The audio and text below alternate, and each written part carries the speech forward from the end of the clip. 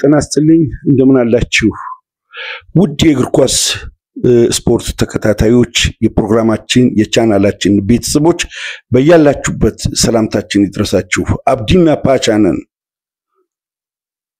በርካታ ቪዲዮችን በመስራት በድምጽም በምስልም እናንተ ጋር ሲደርስ የነበረው የአብዲ ራዋ ቲዩብ ባለደረባዎች ፓቻና አብዲ በሊቨርፑሉ ዲያዝ ዜና ዙሪያ አንዳንድ መረጃዎችን ይዘን እንሆ ወደ እናንተ መጣን በእያላችሁበት ሰላምታችን ይድረሳችሁ በቀጣይ ኢትዮጵያ ከጅቡቲ ጋር ስላላት ጫውታ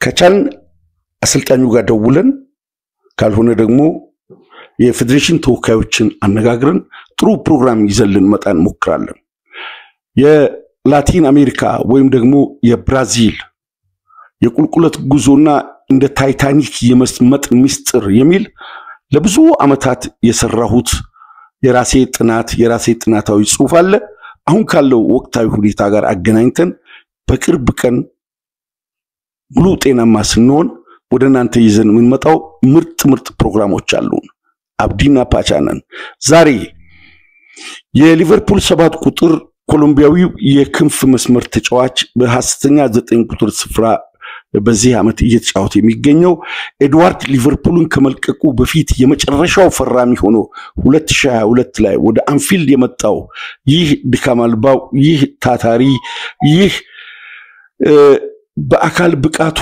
እንዲሁም በአጥንት ጥንካሬው ብዙ ሲታማ የነበረ በተለያዩ ክለቦችና በስፖርት መዋቅር ውስጥ በተደረገ ድጋፍ ዛሬ አንጸባራቂ ተጫዋች መሆን የቻለ ለተከላካዮች አስቸጋሪ ለክለቡ ሁለገብ ድካማልባና ምርጥ ተጫዋች ልቡ ሲመለከት ወደ ኖርበት ሲዋጓ ወደ ኖርበት ህልሙ ሆኖ ወዳደገበት ክለብ ለመሄድ የጓጓ ፍላጎቱ የተነሳሳ ቀልቡ አላርፍ ያለ ይመስላል በሊቨርፑል ደሞዙ 50,000 ፓውንድ ነው በሳምንት እንግዲህ ታክስ አለ ሌላም ጉዳይ አለ አሁን በአዲሱ ኮንትራት በቀረበበት 100 እስከ 130,000 ፓውንድ ሊያቀርቡለት ንግግር አለ ኮንትራትም አለው ነገር ግን ላቲኖች በተፈጥሮ በመዝናናት ራሳቸው ማርካት የመጨረሻ ደግሞ እግር ኳስ ተጫዋች ከሆኑ ስፔን ውስጥ በላቲን ለሚወደዱት ባርሴሎና ወይም ሪያል ማድሪድ መጫወት ይፈልጋሉ ይህ ካልሆነ ግን ላካሮኛ ቫሌንሺያ ሲቪያ ቤቲስ ቫሌካኖ በአጠቃላይ ለሪያል ቫላዶሊድ ጭምር ይወርዱና ላቲኖች እዛ መጫወት ይፈልጋሉ እንደመነሻ ህይወታቸው የሚያደርጉት ደግሞ በተለይ ኮሎምቢያና ብራዚሎቹ የችሎታቸው ጣራ እስከሚደርስ ድረስ ፖርቱጊዝ ተናጋሪ ወይም የፖርቱጋል ቋንቋ ስለሚናገሩ ወደ ቤኔፊካ ስፖርቲንግ ሊዝበን እና ፖርቶ ተዛውሮ መጫወት ይፈልጋሉ ለዚህ ዝርዝር በተለይ ቤኔፊካዎችን ካነሳን ቁጥር ስፍር የሌለ ላቲን ተጫዋቾች አሉ ስፖርቲንግ ሊዝበን በሻምፒየንስ ሊግ ፖርቶም በሻምፒየንስ ሊግ እንዳያችሁ በላቲን በተለይ የብራዚልና የኮሎምቢያ የአርጀንቲና ተጫዋቾች የተጥለቀለቁ ናቸው ነገር ግን ለኡራጓይና ለአርጀንቲናውያን ደግሞ ስፔን የብሔራዊ ቋንቋቸውም እና የብሔራዊ የአገራቸውንም ቅኝ ግዛት በመሆኗ በባህልም በሃይማኖትም ካቶሊክ በጣም ስለሚቆራኙ አንድ አይነት ቋንቋም ስለሚያወሩ አዲስ የባህል አስተሳሰብና የመላመድ ችግር ስለማይኖር ስፔንን ይመርጣሉ ግን ወጣት ላቲናውያን በባርሴሎና መጫወት አልፎም በማድሪድ መሰለፍ የህይወታቸው የመጨረሻ ግብ ነው አንድ ሰው በህይወቱ የመጨረሻ ፍላጎቱ ምንድነው ሲባል ባለበት መስክ ወይም ደግሞ በተሰማራበት ሞያ እግር ኳስ ከሆነ ላቲናዊ ከሆነ ምንም ሆነ ምን ያየር ንብረቱም ተመሳሳይ ስለሆነ የበጋው ሞቃት እንደ ሌሎቹ እንደ እንግሊዝ እንደ ጀርመን በበረዶ ያልታጀበ በመሆኑ ስፔንን ይመርጣሉ ዲያዝ ከልጅነቱ ጀምሮ ማራዶና ሊዮኔል ሜሲ ሪቫልዶ ትልቁ ሮናልዶ ሮማሪዮ ኩቺኒዮ ኔይማር እንዲሁም በቅርቡ ደግሞ ሱዋሬዝ አጉዌሮም የጤንነቱ ጉዳይ እንግዲህ ስለተቃወሰ እንጂ ሁሉም ላቲናዊ ከዳኒ አልቬስ ጀምሮ እንግዲህ የምታውቁት ነው ዝርዝሩን አሁን ሁሉንም መተንተን ያስፈልግ የባርሴሎና መለያ መልበስ ይፈልጋሉ ተሰልፈው የተጫወቱ ናቸው ዲያዝም የልጅነት ጉጉቱ ባርሴሎና እንደሆነ በእገታ ላይ የነበሩ አባት ከተፈቱ በኋላ ስለ ልጃቸው ታሪክ ሲያወሩ ልጄ ባለው ኮንትራት ከሊቨርፑል ጋር ዋንጫ ማንሳት የመጨረሻ ግቡና አላማው ነው ግን ከልጅነቱ ጀምሮ ባርሴሎናን ይወዳል የሚል ሐሳብ ሰጥተዋል የዲያዝ ባርሴሎና መውደድ ሳይሆን ባርሴሎናስ በተቃራኒ ዲያዝን ይፈልጋል ወይ የሚል ሐሳብ ሊነሳ ይገባል ምክንያቱም በአውሮፓም ያሉ ተጫዋቾች በማድሪድ በባርሴሎና በባየር ሙኒክ በኢንተር ሚላን በኤሲ ሚላን በሊቨርፑል በሲቲ በአርሰናል በማንቸስተር ዩናይትድ በማንቸስተር ሲቲ በቼልሲ መጫወት ይፈልጋሉ እነሱ በመፈለጋቸው ብቻ ሳይሆን ክለቦችስ እነዚህን ተጫዋቾች ይፈልጋሉ የጋራ ጥምረትና መፈላለግ ካልሆነ የአንድ ወገን ተፈላጊነት ብቻ በዛ ክለብ ውስጥ እንዲሰለፉ ወይም ደግሞ እንዲጫወት አያደርግም ባርሴሎናዎች ዲያዝን ይፈልጉታል ዲያዝም ከሊቨርፑል ጋር ይህን ውጤት ካሳካ ወደ ባርሴሎና ሊጓዝ ይችላል የሚል የሁለት ታዋቂ እንግሊዛውያንና ጣሊያናውያን የማህበራዊ ሚዲያ አታሼ ማለት ይቻላል ፈልፍሎ ጉዳዮችን የሚያወጡ ታዋቂ የዝውውር ዜና የጉዳት ያሰላለፍ የክለቦችን ውስጣዊ ሚስጥር በመመርመር የሚታወቁ ሁለት ጉምቱ ጋዜጠኞች ሉዊስ ዲያዝ ወደ ባርሴሎና ሊሄድ ይችላል የሱም ልብ ሸፍቷል ምክንያቱም እሱ እዚህ በድል ጎዳና እየተጓዘ በባርሴሎና በኩል ፍላጎት በመታየቱ ይህ ፍላጎት እንዲያመልጠው አይፈልግም አንድ የሚወደው መለያ ሁለት የሚፈልገው የደሞዝ መጠን ሶስት በባህልም በወግም በሃይማኖትም ቅርበት ወዳለው ወደ ስፔን ይጓዛል የሚል ወሬ አለ በዚህ ዙሪያ ፓቻ የሁለቱን ጋዜጠኞች የፋብሪዚዮ ሮማኖንና የዴቪድ ኦነርስትን ሚስጥራዊ ብርበራ ተከትሎ የሚያቀርብላችሁ ፕሮግራም አለ ከፓቻ ጋር መልካም ቆይታ እንድታደርጉ ጋብዛለሁ በቅርብ ቀን ብራዚል የቁልቁለት ጉዞና የታይታኒክ መስመጥ አይነት ታሪክ እያጋጠማት ነው በእግር ኳስ እንዴት ከ1974 1978 1982 1986 1990 1994 1998 2002 2006 2010 2014 2018 2022 የራሴን ጥናት አቀርባለሁ ፕሮግራሙ እንዳያመልጣችሁ ከወዲሁ ጋብዛለሁ አብዲ ነኝ ስለ ዲያዝ ከፓቻ ጋር አብራችሁ እንድትቆዩ እየጠየቅኩኝ ፕሮግራማችን ላይክ በማድረግ ድጋፋችሁን አሳዩን በማለት ቀጥታ ነው ወደ ፓቻ መራችኋለሁ በኔ በኩል አበቃው ፓቻ መቀጠል ትችላለህ አድማጮች ሰላም ቆዩኝ እሺ እንደምን ቆያችሁ አድማጮቻችን በሉዊስ ዲያዝ ቆይታ ዙሪያ እንዲሁም በቀጣይ በተጫዋቹ ዝውውር ላይ ፍላጎት ያሳዩ ክለቦች እንዲሁም በተጨማሪ ተጫዋቹ ወደ ባርሳ ለመዘዋወር ባሳየው ፍላጎት አሁን ላይ እንደነዚህ አይነት ጥቆማዎች በነ ፋብሪዚዮ ሮማኖ በኩል እየወጣ ነው የሚገኘው በተለይ ምሽት ላይ ጣሊያናዊው የዝውውር ዘጋቢ በዩቲዩብ ቻናሉ ላይ ባጋራው የታመነ ምንጭ ተጫዋቹ በቀጣይ የዝውውር መስኮት ሊቨርፑልን ይለቃሉ ተብሎ ከሚጠበቁ ወይም ሊለቁ ይችላሉ ከሚባሉ ተጫዋቾች ውስጥ መካከል አንዱ ሉዊስ ዲያዝ ሊሆን ይችላል የሚል ቪዲዮ ሰርቶ ነበር በዚህ መንገድ አሁን ላይ ያለውን ሁኔታ ደግሞ በእንግሊዝ እግር ኳስ የተሻለ ውስጣዊ ጥቆማዎችን የሚያገኘው ዴቪድ ኦርኒስተን የአትሌቲክሱ ዘጋቢ እንዳለው ከሆነ ሊቨርፑሎች ከሚያጠናክሩት ስፍራዎች መካከል በዋነኝነት የሚጠቀሰው እንግዲህ የአጥቂ ስፍራ ነው በነ ዳርዊን ኑኔዝ መልቀቅ ላይ አሁን ላይ እርግጥ የሆነ ይመስላል እዚህ ላይ ነው እንግዲህ የሉዊስ ዲያዝ ወደ ሌላ ታላቅ ክለብ ወይም ሊቨርፑል ተሽሎ በቀረበለት ዋጋ ለመደራደር ፍቃደኛ ወደሆነው ቡድን ሊሄድ የሚችልበት እድል አሁን ላይ ሰፊ እንደሆነ እየተዘገበ የሚገኘው ታዲያ ጉዳዩ መነሻ ተደርጎ የተወሰደው በሞንዶ ዲፖርቲቮ በስፔን እግር ኳስ ላይ የታመኑ መረጃዎችን በማጋራት የሚታወቀው የስፔን ጋዜጣ ባርሳ በቀጣይ በሚመጣው የሳመር የዝውውር መስኮት የፊት መስመር አማራጫቸውን ለማስፋት የተሻሉ ተጫዋቾችን ወደ ስብስቡ ለማካተት ካቀዷቸው ተጫዋቾች መካከል አንዱ ሉዊስ ዲያዝ ነው። ለየት የሚያደርገው ግን የሉዊስ ዲያዝ የባርሳ ፍላጎት ከፍ ያለ መሆኑ ተጫዋቹም ወደ ባርሳ መዘዋወር ይፈልጋል። በተመሳሳይ ባርሳም ተጫዋቹን ይፈልጋል።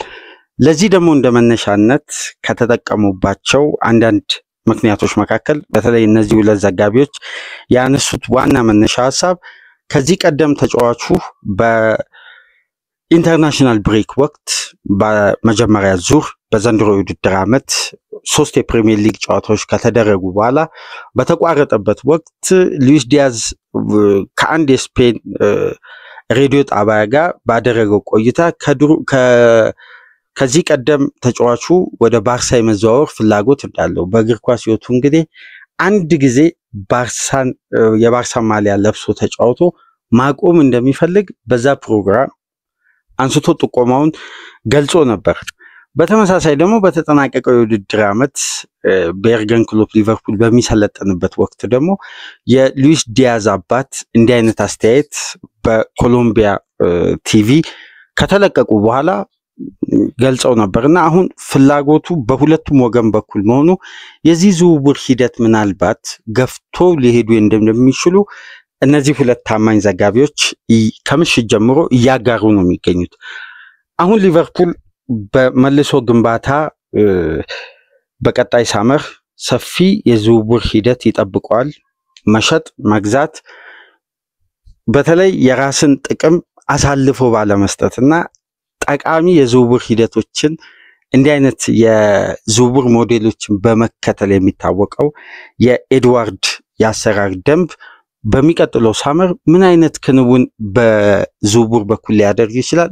በትልቁ የሚጠበቅ ሊቨርፑል ቢዚ የሚሆንበት የዝውውር መስኮት ነው። እንግዲህ በውድድር ዓመቱ መጠናቀቂያ በሚከፈተው የዝውውር መስኮት ላይ የሚጠበቀው አንደኛው እንግዲህ የሉዊስ ዲያዝ ጉዳይ ነው። ሊቨርፑሎች አሁን ላይ ከዴቪድ ኦነሪስ ባገኘነው መረጃ መሰረት እስከ 82 ሚሊዮን ዩሮ እስከ 70 ሚሊዮን ፓውንድ አካባቢ ከዚህ የተጫዋቹን ውል ማፍረሻ ሂሳብ ይፈልጋሉ።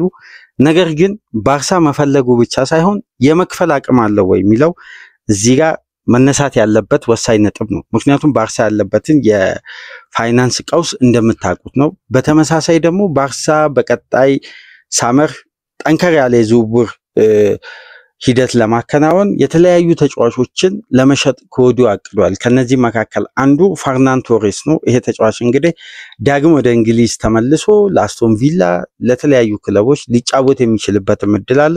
ተጫዋቹን ለመሸኘት ባርሳ ለተጫዋቹ የሚቀርበውን የትኛውንም አይነት ዋጋ በመደራደር ይህን ተጫዋች መሸኘት ይፈልጋል።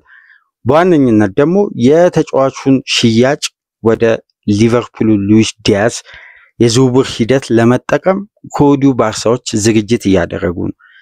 እንደነዚህ አይነት ጥቆማዎች ማውጣታቸው ደግሞ በዲያዝ በኩል ያለውን አንዳንድ ፍላጎት ደግሞ ከመጀመሪያ የውድድር ዓመት አንስቶ የተጫዋቹ ጥረት ያለው ፍላጎት የሚያሳየው እንቅስቃሴ ሁልጊዜም በብቃቱ ከፍታ ላይ እየተገኘ ነገር ግን ቡድኑ ውጤት ግብ ከተጫዋቹ በሚፈልግበት ወቅት ደግሞ በጊዜና ሰዓቱን የጠበቀ እንዲህ አይነት ሁኔታዎችን ተጫዋቹ ባለማሳየቱ የሊቨርፑል ኃላፊዎችም በተመሳሳይ የተወሰኑ ቅሬታዎች አሉ። ለምሳሌ ይሄ የውድድር ዓመት ሳይጀምር ቀደም ብሎ ሊቨርፑል ማጠናከር ከፈለገባቸው ፖዚሽኖች መካከል አንዱ የሉዊስ ዲያዝ ቦታ ነበር። የኒውካስሉን አንቶኒ ጎርደንን በማምጣት ቦታው ላይ የተሻለ ጥራትን ለመጨመር አቅደው ነበር። ያ ዝውውር ሳይሳካ ቀረ። እንዲህ አይነት ሂደቶች ደግሞ የቡድኑ አዲሱ ስትራክቸር በተጫዋቹ ላይ ያላቸውን ፍላጎት ምን አይነት እንደሆነ ያው በተመሳሳይ ቦታ ተቀራራቢ ኳሊቲ ያለው ተጫዋች ሲፈለግ ቦታው ላይ የሚገኘውን ተጫዋች በቀጣይ በቡድን ውስጥ ስላለው ቆይታ ጥያቄ ውስጥ የሚያስገባ ነው እና ሉዊስ ዲያዝም ቅሬታ አለው። ከዚህ ቀደም በተለያዩ አጋጣሚዎች አንስተን ነበር የዲያዝ ቅሬታ። ሁለተኛ ዙር ደግሞ ተጫዋቹን ከተፈጥሯዊ ፖዚሽን ውጪ አድርገው ስሎት የመጠቀማቸው ጉዳይና ለኮርሊ ጋክፖ በይበልጥ ነፃነት የሚሰማውን ፖዚሽን መለየታቸው ሉዊስ ዲያዝን ከግብ ጋር እንዳራራቀ እንደ ምክንያት ይነሳ ነበር። ለምሳሌ ዲያዝ 10 ተከታታይ ጨዋታ በግብ ላይ ቀጥተኛ ተሳትፎ ሳያደርግ ቆይቶ ከዌስትሃም የለንደን አዌማሽ ሊቨርፑል በሰፊ የግብ ልዩነት ካሸነፈበት ጨዋታ እስከ ወልቭሱ ጨዋታ ድረስ ሉዊስ ዲያዝ በግብ ላይ ያለው ተሳትፎ ቀጥተኛ የነበረው የተጫዋቹ ውጤታማ የመጀመሪያ ዙር እንቅስቃሴ አልታየም ነበር። ከዛን ጊዜ በኋላ ነው እንግዲህ ጥያቄዎች እየጠነከሩ የተጫዋቹ ቆይታ ጥያቄ ውስጥ መግባት የጀመረውና አሁን ላይ እንግዲህ እውነታው በተወሰነ መልኩ እየወጣ ያለ ይመስላል። ዲያዝ በዘንድሮ የውድድር ዓመት ለሊቨርፑል የተሳካ የፕሪሚየር ሊግ ጉዞ የመጀመሪያ ዙር በተለይ የተጫዋቹ ብቃት ሲያስቆጥር የነበረበት መንገድ እንደምታስታውሱት በኦልትራፎርድ 2 ግቦችን በበርንማውስ ጨዋታ የማሸነፊያ ግቦችን ሲያስቆጥር ነበር። በሊጉ አጀማመር አካባቢ ተጫዋቹ እንግዲህ በአማካይ ከተጠናቀቀው የውድድር ዓመት 243 ደቂቃ በአማካይ አንድ ግብ ለማስቆጠር የሚፈጅበት ተጫዋች በ92 ደቂቃ ውስጥ አንድ ግብ የማስቆጠር አዲስ ሪከርድ በራሱ በሊቨርፑል ቤት ቆይታው የተሳካ አጀማመር ማሳየት ችሎ ነበር። ነገር ግን ከፖዚሽን ለውጥ ከታክቲክ አተገባበር ጋር በተያያዘ ስሎት በተሻለ ሁኔታ ጌም ፕላናቸውን ለማስተካከል ሲያቅዱ ዲያዝን ወደ ሐሰተኛ 9 ቁጥር ማስገባታቸው የዲየጎ ጆታ መጎዳት በእንደነዚህ አይነት ባላንስ እንግዲህ ተጫዋቹ ከግብ ጋር ተለያይቶ ቆይቶ በመጨረሻም እንግዲህ ወደ ዊንግ ሲመለስ ደግሞ በመጀመሪያ ጨዋታው ከወልቭስ ጋር ግብ ማስቆጠር ቻለ። ተጫዋቹ ላይ በተሰራ ጥፋት ሊቨርፑል ፍጹም ቅጣት ምት አግኝቶ በማመሳል አማካኝነት ከወልቭስ ጋር ማስቆጠር ቻለ። ብዙም ሳይርቅ በፕሪሚየር ሊጉ ከሳውዛምፕተን ጋር ለዳርዊን ኑኔዝ አመቻችቶ ማቀበል ቻለ። ዲያዝ ወደ ፖዚሽኑ ሲመለስ የሚያሳየው ተጽዕኖ ደግሞ በእጅጉ ፍንትው ብሎ መታየት ጀመረ። አሁን ግን ተጫዋቹ በሚጫወትበትም ፖዚሽን እንዲሁም የልጅነት ህልሙን ለማሳካት ከወዲሁ ሻንጣውን ለማስተካከል ያቀደ ይመስላል። ዘገባዎች የሚያሳዩት ይህም መረጃ ነው። ምናልባት ሉዊስ ዲያዝ ከሊቨርፑል ሊለቅ ይችላል የሚል ግምቶች አሁን ላይ እየሰፉ መጥተዋል። በሁለት ታማኝ ዘጋቢዎች አማካኝነት ይሄ መረጃ ከምሽት ጀምሮ ሲሰራጭ ነበር። ባርሳም በተመሳሳይ በተለይ በስፖርቲንግ ዳይሬክተሩ ዴኮ በእጅጉ የሚወደድ ከዚህ ቀደምም ተጫዋቹን ለማዘዋወር ባርሳ የተለየ ፍላጎት አሳይቶ ነገር ግን ባለው የፋይናንስ አቅም ምክንያት ገፍተው መምጣት ሳይችሉ ቀርተው ዝውውሩ እንደተቋረጠ ይታወሳል። ነገር ግን ባርሳ ብቻ አይደለም የሉዊስ ዲያዝ ፈላጊ፣ ማንቸስተር ሲቲን በተመሳሳይ እንዲሁም ምናልባት ሊቨርፑሎች ጥቅምን ታሳቢ ካደረጉ እንደ ዴቪድ ኦርኒስት ዘገባ ከሆነ የሳውዲ ፕሮ ሊግ ክለቦች በተመሳሳይ ከባርሳ ባልተናነሰ መልኩ ሉዊስ ዲያዝ ላይ ፍላጎት አላቸው። ይህንን ተከትሎ ሊቨርፑሎች የሳውዲ ፕሮ ሊግ ፕሮፖዛልን ከተመለከቱ በኋላ ነው ከአምስቱ ታላላቅ ሊጎች የሚመጣውን ጥያቄ ሊያዳምጡ የሚችሉት የሚል ጽሑፍ አስፍሮ ነበር በዘገባው ላይ። እንዲሁም አልሂላል በእጅጉ ይፈልጉታል ሉዊስ ዲያዝን። ሊቨርፑል የተሻለ የፋይናንስ አቅምን ወይም ጠቀም ያለ ትርፋማነትን ካሰቡ እስከ መጨረሻ ድረስ ከሳውዲ ፕሮ ሊግ የሚመጣላቸውን ጥያቄ ሊመለከቱ ይችላሉ። ይሄ ጉዳይ ደግሞ ምናልባት ለባርሳ ዝውውሩን በሌላ መልኩ ፈተና እንዳይገጥመው የራሳቸውን ጥቆማ አስቀምጧል። በአጠቃላይ ግን የሉዊስ ዲያዝ ቆይታ አሁን በይበልጥ ጥያቄ ውስጥ ገብቷል ማለት ነው። በዚህ አጋጣሚ እንግዲህ አንዳንድ ወቅታዊ መረጃዎችን ለማንሳት ያክል የአሊሰን ቤከር ከኮሎምቢያ ጋር ባደረጉት ጨዋታ ብራዚልና ኮሎምቢያ ባደረጉት ጨዋታ ጭንቅላቱ አካባቢ ከጆሮ በላይ በኩል ከፍተኛ ግጭት ከዴቪሰን ሳንቼዝ ጋር ካደረጉ በኋላ በጣም አሰቃቂ ግጭት ነበር በሁለቱ ተጫዋቾች መካከል የተደረገው። ከዛም በኋላ አሊሰን መቀጠል አልቻለም። ዴቪሰን ሳንቼዝም ተቀይሮ ወጥቷል። ግጭቱ ከባድና ጠንካራ ነበር። በይበልጥ ለተሻለ ምርመራ አሊሰን ወደ ሊቨርፑል ተመልሶ ነበር። በመጨረሻም እንግዲህ ይሄ ግብ ጠባቂ ከጉዳት ነፃ እንደሆነና አሁን ላይ በተደረገለት ሕክምና ለቀጣይ ጨዋታ ለመርሲሳይድ ደርቢ ጨምሮ ለሊቨርፑል ቀጣይ ጨዋታዎች ዝግጁ እንደሆነ ተረጋግጧል። ስለዚህ አሊሰን ቤከር ጉዳት አላጋጠመውም ማለት ነው። በተመሳሳይ ደግሞ ራያን ግራቨንበርክ ከኔዘርላንድ ብሔራዊ ቡድን ውጭ ሆኖ ወደ ሊቨርፑል መመለሱን ጉዳት እንዳስተናገደ በካራቦ ካፕ የፍጻሜ ጨዋታ ከኒውካስል ጋር የጡንቻ ጉዳት እንዳስተናገደ ጥቆማ አንስተን ነበር። በዚህም ዙሪያ ፕሮግራም ሰርተን ነበር። በመጨረሻም እንግዲህ ለሊቨርፑል ቅርብ ከሆኑ ዘጋቢዎች መካከል አንዱ ሳይመን እንዳለው ከሆነ ቅድመ ጥንቃቄ ለመውሰድ የተጫዋቹን የአካል ብቃት የፊትነስ ደረጃ በውድድር ዓመቱ ተከታታይ በርካታ ጨዋታዎችን ማድረጉን ተከትሎ ከጫና የሚመጣ ከፍተኛ ጉዳት ከወዲሁ ተጫዋቹ እንዳያስተናግድ በስጋትና በአንዳንድ ሂደቶች ከብሔራዊ ቡድኑ ጋር የሊቨርፑል ኃላፊዎች ኮንታክት አድርገው ቀጥታ የተወሰደ ውሳኔ ነው እንጂ ራያን ግራቨንበርክ ጉዳት አላስተናገደም። ቅድመ ጥንቃቄ ለመውሰድ ሲባል ተጫዋቹ ከፍተኛ መዳከም ውስጥ የአካል ብቃት መውረድ ውስጥ መገኘቱን ተከትሎ ነው እንግዲህ በመጀመሪያ ዙር የፊትነስ መለኪያ ትሬኒንግ ላይ በኔዘርላንድ ብሔራዊ ቡድን ማለፍ ሳይችል ቀርቶ መጠነኛ ህመም ሲሰማው ተጫዋቹን በፍጥነት ወደ ሊቨርፑል መመለስ የተቻለውና የራያን ግራቨንበርክም የአሊሰንም ጉዳት ጠንካራ እንዳልሆነና በቀጣይ ሊቨርፑል በመርሲሳይድ ጨዋታ በአንፊልድ ለሚያደርገው የፕሪሚየር ሊግ የደርቢ ጨዋታ ሁለቱም ተጫዋቾች የመሰለፍ እድላቸው አሁን ላይ ሰፊ ነው፣ ከጉዳት ነፃ እንደሆኑ የሊቨርፑል ዘጋቢ አካቷል። በተመሳሳይ የኢብራሂም ኩናቴ እንግዲህ በዲዲዬ ዴሾ እንዳደመጣችሁት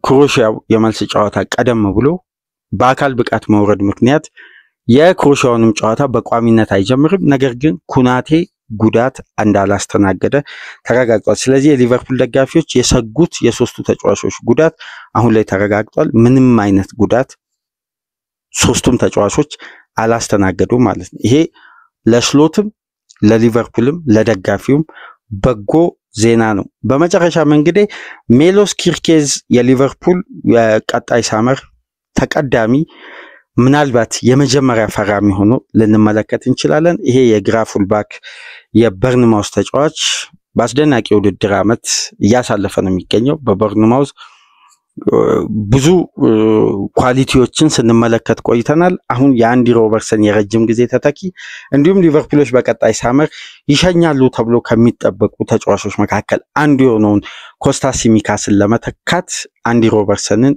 በረጅም እቅድ ለመተካት ባቀዱት መሰረት ሜሎስ ኪርኬዝ ምናልባት የመጀመሪያ ፈራሚ ሊሆን ይችላል የሚል ጥቆማ እየወጣ ነው የሚገኘው። በተመሳሳይ በነ ፋብሪዚዮ በኩል በአጠቃላይ የሊቨርፑል ወቅታዊ መረጃ በሉዊስ ዲያዝ፣ በአሊሰን፣ ራያን ግራቨንበርክ፣ ኢብራሂም ኩናቴ እንዲሁም ሜሎስ ኪርኬዝ ወቅታዊ ሁኔታ ያዝነው መረጃ ይህን ይመስላል። ከዚህ ፕሮግራም በመቀጠል አስደናቂው የቼልሲ ጉዞ በዘንድሮ የውድድር ዓመት ወይም በውጤት አይደለም በቡድን ግንባታ ለሌሎች ክለቦች አስጊ የሆነ የቡድን ግንባታ ለቀጣይ 10 ዓመት ታሳቢ ተደርጎ እየተገነባ ያለውን የቼልሲን ቡድን የሚቃኝ ሰፊ ፕሮግራም ይዘንላችሁ እንመጣለን። ይህን ፕሮግራም የምታደምጡ የቻናላችን ቤተሰቦች ያን ፕሮግራም ብታደምጡ የተሻለ ነው የሚል የራሴን ጥቆማ እዚህ ጋር አስቀምጣለሁ። ፕሮግራሙን በልዩነት ከተለያዩ ዘገባዎች ጋር አካተን የራሳችንን ሐሳብ ጨምረን ለአድማጮች ይመጥናል ብለን ያዘጋጀነው የቼልሲ የቡድን ግንባታ ልዩ ፕሮግራም አለ። ያንን ፕሮግራም እንግዲህ ከዚህ በመቀጠል ይደርሳችኋል። ሁለቱ የአርሴናል የአካዳሚ ውጤት የሆኑት ስለ ኑዋኔሪ እና ሉዊስ ስኬሊ አንዳንድ የሚወጡ መረጃዎች አሉ። እሱን ደግሞ በሶስተኛ ፕሮግራም ይዘላችሁ እንመጣለን። ላይክ ማድረጋችሁ እንዳትረሱ። አዲስ የሆናችሁ ሰብስክራይብ በማድረግ ከሀገር ውጭ የምትገኙ የቻናላችን ቤተሰቦች እንደ ሁሉ ጊዜው በሱፐር ታንክስ በሱፐር ስቲከር ድጋፍ ታደርጉ ዘንድ በአክብሮት እየጋበዝን በቼልሲ ፕሮግራም በአርሴናል መረጃ ተመልሰን እንመጣለን። ሰላም ቆዩ።